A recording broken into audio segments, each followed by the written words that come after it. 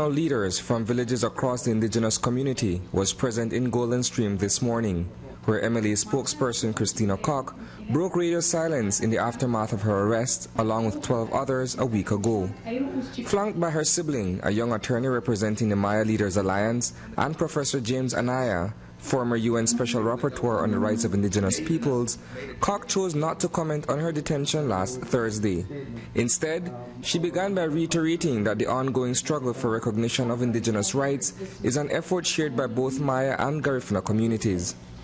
We face an attack on the right to communal land, to practicing autonomy within our communities. These are the rights we have as indigenous people that scare the powerful. Only when it suits them politically do we ever have the government or the support of the educated and powerful. And so we must unite, and we must seek good allies and support. We agree completely, and we embrace and appreciate this crucial message from our Garifuna brothers in La Yawada, Cerro. Thank you, brothers of St. Vincent Block, Cerro Garifuna communal lands. This struggle is for you too. The process for an outsider to access Maya communal lands is a series of actions, as outlined by attorney Monica Magnuson, that must be taken in advance of joining the community.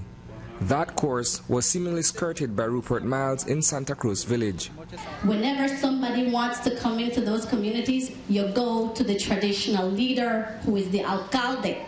And this is a system that's been in place for hundreds of years. So I can't speak to what may or may have been said because I am not there, but I can speak to the fact that you can't just go into a community.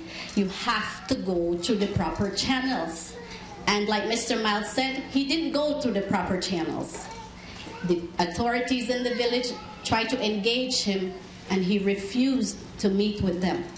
That procedure is best described by Ligoria Coy, alcalde of Santa Ana, where a young man from an outside village is assimilating into the community.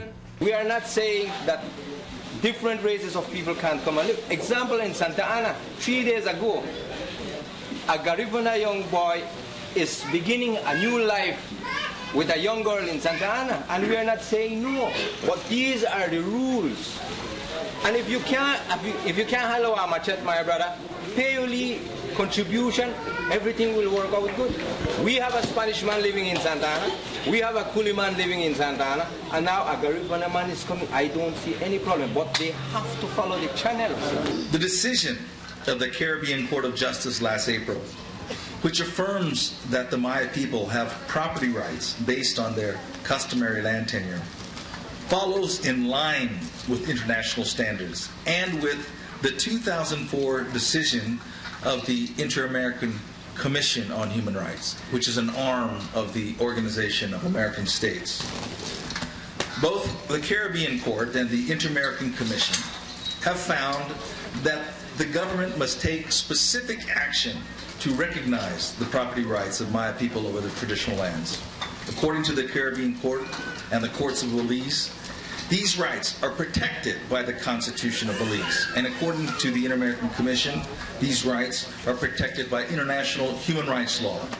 That judgment, in the form of a consent order, is being read differently by both sides, including the government of Belize.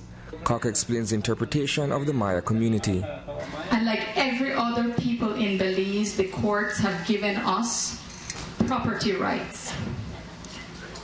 What we understand as property rights are two kinds: private property and leasing, which is borrowing from the government.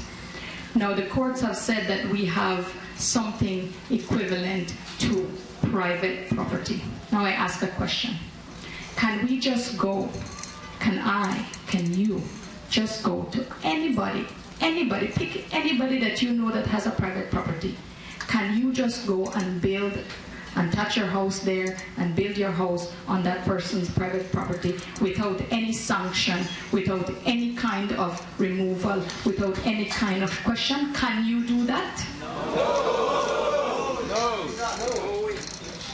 Then the answer is very clear. Because Maya people have private property rights to the land. The only difference is that we hold it in common together. The same portion of land that is being used and occupied by, say, Santa Cruz Village, some people hold that same size of land as a single individual, and we cannot just go and erect our house on their private property. Reporting for News 5, I am